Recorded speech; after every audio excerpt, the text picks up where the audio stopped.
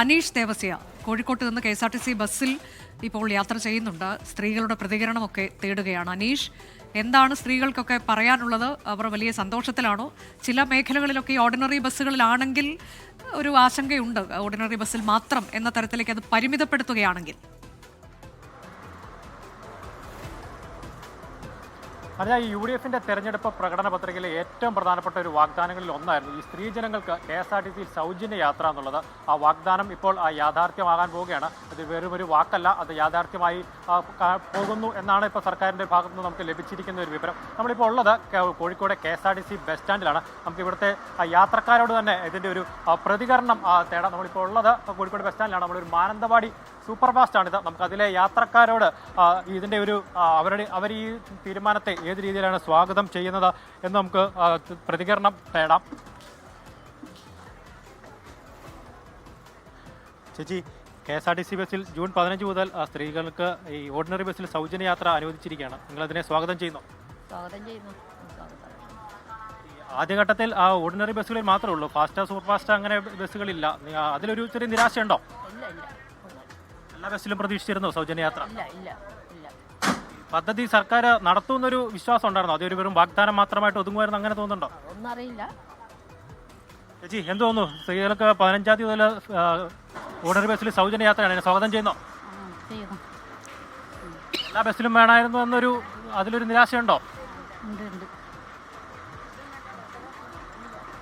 ചേച്ചി, 15 മുതൽ KSRTC bus ordinary ബസ്സുകളിൽ സ്ത്രീകൾക്ക് സൗജന്യ യാത്രയാണ്, അതിനെ നിങ്ങൾ സ്വാഗതം ചെയ്യുന്നോ? സ്വാഗതം ചെയ്യുന്നു. തുടർന്ന് കൊണ്ടുപോകണമെന്നാണ് ആഗ്രഹം. ഈ ആദ്യഘട്ടത്തിൽ ഓർഡിനറി ബസ്സുകളിൽ മാത്രമേ കൊടുക്കുന്നുള്ളൂ, ഫാസ്റ്റ് സൂപ്പർ ഫാസ്റ്റ് അങ്ങനെ ബസ്സില്ല, അതിലൊരു നിരാശയുണ്ടോ? ഇല്ലല്ല, അതിലൊരു നിരാശയില്ല. അത്രയെങ്കിൽ അത്രയും. ഈ സർക്കാർ ഇതൊരു വാഗ്ദാനമാണ് എന്ന് പ്രതീക്ഷിച്ചിരുന്നോ? അതോ ഇത് നടപ്പിലാക്കുമെന്ന് പ്രതീക്ഷിച്ചിരുന്നോ? അതൊരു വാഗ്ദാനമായിട്ട് ഇത് മാറുമെന്ന് അങ്ങനെ ചിന്തിച്ചിരുന്നോ? നടപ്പിലാക്കുന്നൊരു പ്രതീക്ഷ ഉണ്ടായിരുന്നു. കണ്ടിന്യൂ ചെയ്യുമോ എന്നുള്ളത് അറിയില്ല. അതായത് നല്ലൊരു പദ്ധതിയാണ് സർക്കാർ ആവിഷ്കരിക്കുന്നത്. അതെ അതെ. നമുക്ക് മറ്റു ആളുകളോടും ഇതിൻ്റെ ഒരു പ്രതികരണം തേടാം. ചേച്ചി, ജൂൺ 15 മുതൽ KSRTCയിൽ ഓർഡിനറി ബസ്സിൽ സൗജന്യ യാത്ര സർക്കാർ അനുവദിച്ചിരിക്കുകയാണ്, അതിനെ സ്വാഗതം ചെയ്യുന്നോ? തീർച്ചയായിട്ടും ഒരുപാട് സന്തോഷമാണ്. പിന്നെ ബാക്കിയുള്ള കാര്യങ്ങൾ പിന്നീട് ആവുമായിരിക്കും. ഇപ്പോൾ ഈ ഒരു കാര്യം സ്വീകരണമാണ്.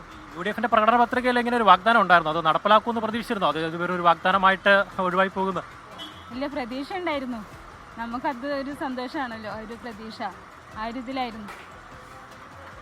അനുജ, ഏതായാലും ഈ ആളുകളുടെ ഒരു പോസിറ്റീവായ ഒരു പ്രതികരണമാണ് ലഭിക്കുന്നത്. ഈ തെരഞ്ഞെടുപ്പ് പത്രികയിലെ ഒരു വാഗ്ദാനം അത് വെറും ഒരു വാഗ്ദാനമല്ല, ആ വാക്ക് നടപ്പിലാക്കാനുള്ളതാണെന്നാണ് ഇപ്പോൾ ഗവൺമെൻറ് തെളിയിച്ചിരിക്കുന്നത്.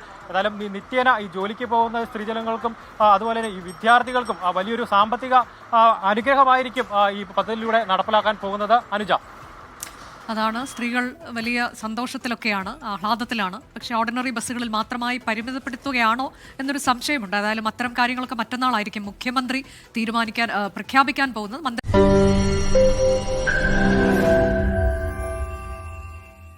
ലോകത്തെവിടെയായാലും ഏത് സമയത്തും 24 വാർത്തകളും ഓഗ്മെന്റഡ് റിയാലിറ്റി പാക്കേജുകളും എക്സ്പ്ലെയിനറുകളും വിശദമായി കാണാൻ ഞങ്ങളുടെ YouTube ചാനൽ നിങ്ങൾക്ക് സബ്സ്ക്രൈബ് ചെയ്യാം.